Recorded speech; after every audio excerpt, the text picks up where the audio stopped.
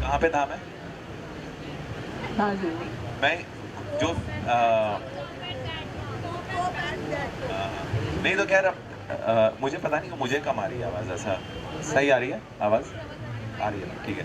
नहीं तो देखिए, नॉर्मली आप लोग जैसे बच्चे लोग हैं और अब मेरी उम्र इतनी हो गई कि मैं आपको ये समझा पाऊँ कि आपको जो भी बात है ना, अच्छी या बुरी, और अगर आप अपने पेरेंट्स को बता सकते हैं तो इससे अच्छी कोई बात नहीं है।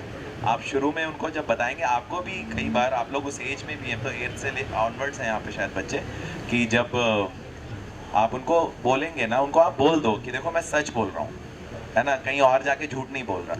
तो आप लोग भी अपनी तरीके से उनसे निगोशिएट कर लो, तो वो लोग बहुत आपके दोस्त हो जाएंगे, है ना। और देखिए, मार का तो क्या है, इस देश में बच्चों की मारपीट को आप बचा नहीं सकते, बहुत शुरू से हो रही है।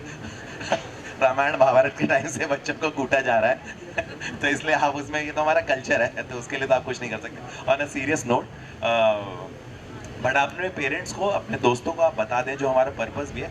आप कोई भी बात ना मन में ना रखें, अपने किसी एक दोस्त को ज़रूर बता दें, अपने मन में बहुत ज़्यादा। और अगर आपको लगता है आप नहीं भी बता सकते, तो मैं आपको एक और चीज़ बताता हूँ। आप एक कॉपी खरीदिए, एक कॉपी पे डेट डालिए, और उस पर वो लिखिए जो भी आपको अच्छा या ख़राब लग रहा है।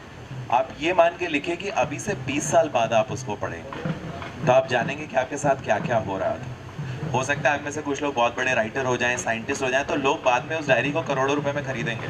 जैसे मैं आपको एक स्टोरी बताता हूँ, एक बहुत बड़े राइटर हुए, अर्नेस्ट हेमिंग्वे करके। उन्होंने बहुत अच्छी अच्छी किताबें लिखी हैं, फेयरवेल टू आर्म्स और बहुत ज़्यादा।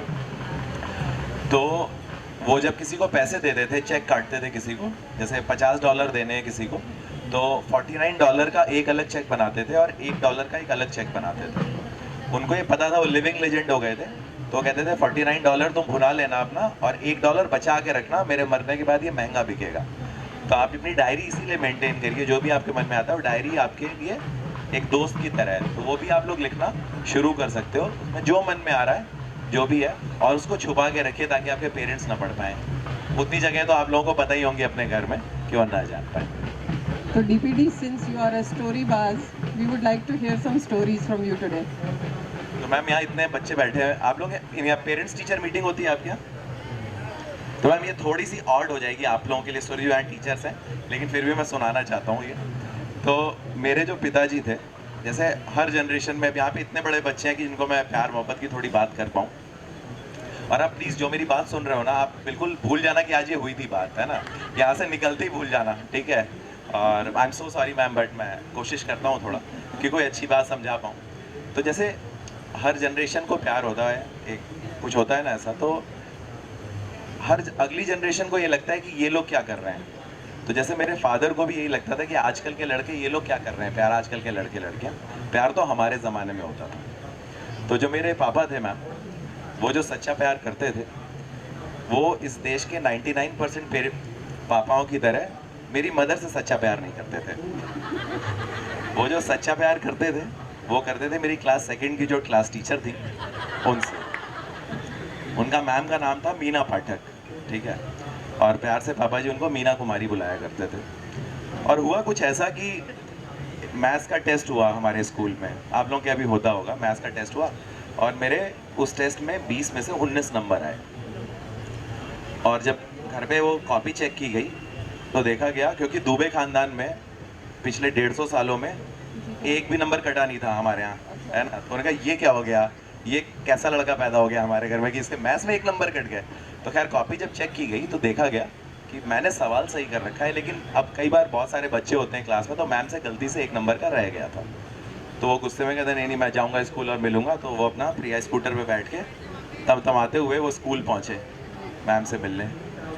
और मैं कसम खा के बता रहा हूँ कि जब मैम पढ़ी उनके सामने, तो उससे पहले पिताजी घुसे गुस्से में, और मैम इधर सामने थी, तो उससे पहले मैंने लव एट फर्स्ट साइट केवल सुना था, है ना, फिल्मों में देखा था, लेकिन मैं पहली बार होते हुए देख रहा था। तो मैम ने पूछा उनसे कि दुबे जी क्या बात हो गई। तो पापा जी ने कहा, नहीं कुछ नहीं, मैं तो यहाँ से गुजर रहा था।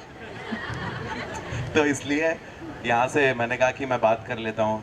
कहते अरे वाह, आप तो कितने अच्छे पेरेंट हैं, और ये तो जो डीपी है ये बहुत अच्छा है पढ़ने में, और बस ये थोड़ा थोड़ा सा और फोकस करें ना, तो एक क्लास में फर्स्ट आ सकता है। अब ये जो थोड़ा और फोकस है ना, ये हमेशा लाइफ में रह जाता है। आप जब हाई स्कूल करोगे, 10th करोगे, तो लोग बोलेंगे बस 10th कर लो, उसके बाद सारी प्रॉब्लम सॉल्व, फिर 11th कर लो, फिर 12th कर लो। ये सब झूठ बोलती रहती है सोसाइटी आप लोगों से, है ना। तो मैम ने कहा थोड़ा और फोकस करेगा तो ये बहुत अच्छा कर सकता है।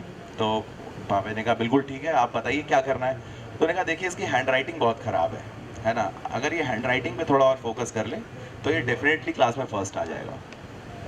तो मेरे पापा ने कहा बिल्कुल ठीक है, ये तो कोई बात ही नहीं है, मैं पर्सनली इसकी हैंड राइटिंग में मेहनत करूंगा। अब इस बात में जो मेरे पिताजी ने बोली उसमें एक टेक्निकल प्रॉब्लम थी। मेरे पिताजी जो चीज़ सुबह लिख देते थे वो खुद शाम को नहीं पढ़ पाते थे। अब एक ऐसे आदमी को मेरी हैंड राइटिंग पे मेहनत करनी थी। तो खैर जब चलने की बात हुई तो पिताजी ने मैम ने कहा कि आप देखिए कितने कंसर्न पेरेंट हैं, कितने अच्छे पेरेंट हैं कि आप ऐसे भी हालचाल लेने चले आए। कितने पेरेंट्स तो हैं वो तो पेरेंट्स टीचर मीटिंग तक में नहीं आते हैं। तो मेरे पिताजी के कान में 3 नए शब्द पड़े, पेरेंट्स टीचर मीटिंग। उन्होंने पूछा कब है पेरेंट्स टीचर मीटिंग। तो बताया गया कि अब